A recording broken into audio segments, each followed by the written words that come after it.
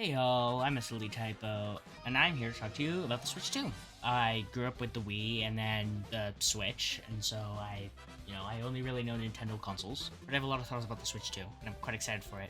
Starting off, I think that the console price is roughly what I expected. I was expecting it to be around $400. From what I've seen from some videos I've seen online, the build quality looks really good, and the LCD screen looks surprisingly good. I thought it was going to be like $400, but $450 I think is kind of reasonable, but we'll have to see, as time goes on. According to a report by Doug Bowser today, though, the joysticks don't have Hall effect, which would at least help with Joy-Con drift. They've said that there's no Joy-Con drift, but I'm not sure. We're not sure that there's no Joy-Con drift. I'm hoping that they really got rid of it, but we're not sure. I was expecting $70 for a game, because that's sort of the standard that PlayStation and I think Xbox have taken on as well. And so I was expecting that to be the baseline, but $80 is kind of a lot. But I have heard online that there was reportedly a physical digital split in prices, with physical games being $90, which isn't true. I made a short on that. $90 comes from the EU prices, which is 90 euros, which is, I believe, roughly equivalent to $70, $80. And there might be a physical digital split, but I'm not sure. $80 to me does feel like a bit much for a Mario Kart game, because to me, Mario Kart is sort of your game that sells consoles.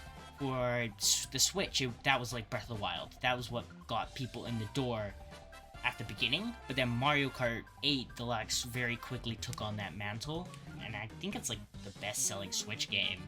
It sold crazy amounts of copies.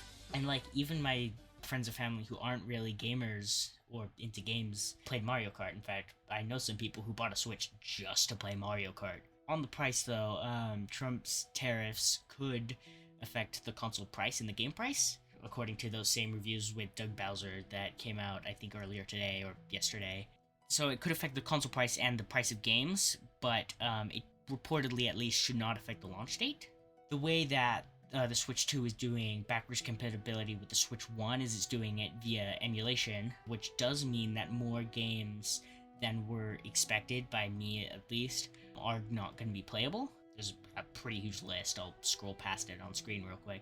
I was thinking it was mostly going to be IR camera games like 1-2 Switch, for example, because the Switch 2 Joy-Cons don't appear to have an IR camera. Just games that use like these more obscure Switch features, or stuff like Ring Fit Adventure, because the Switch 2 Joy-Cons aren't going to fit inside the, what's it called, the ring, the massive ring. Mario Kart World looks really fun to me. I'm quite excited to get my hands on it.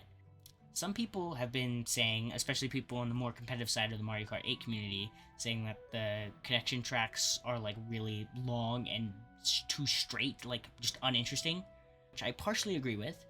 I think that they have their place, but I do feel like 2 out of 3 laps is kind of a lot. I was expecting that it would be 1 lap to get there, and then 2 laps on the course, because then you would still have stuff about the stage that changed as you drove on it.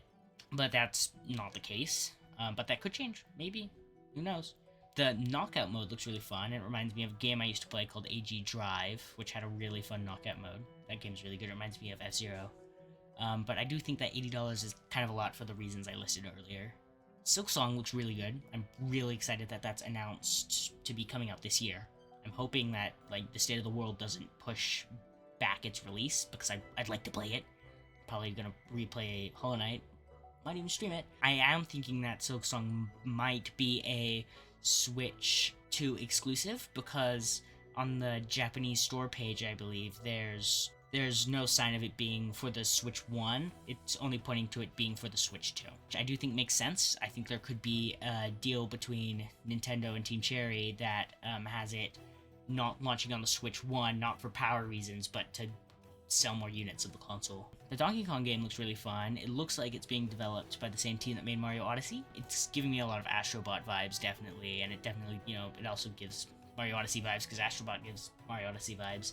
I do like the destructible terrain. That does sound fun, and there's a lot of good opportunities for puzzles with that. But I'm excited to play it. And that's most of my thoughts on the console. I'm quite excited for it to come out.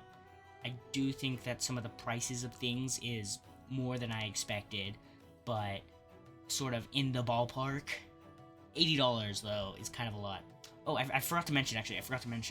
When the Switch 1 released, the games were $60. They were $60 pretty much up until the Switch 2, with the exception of like Tears of the Kingdom and some third-party games.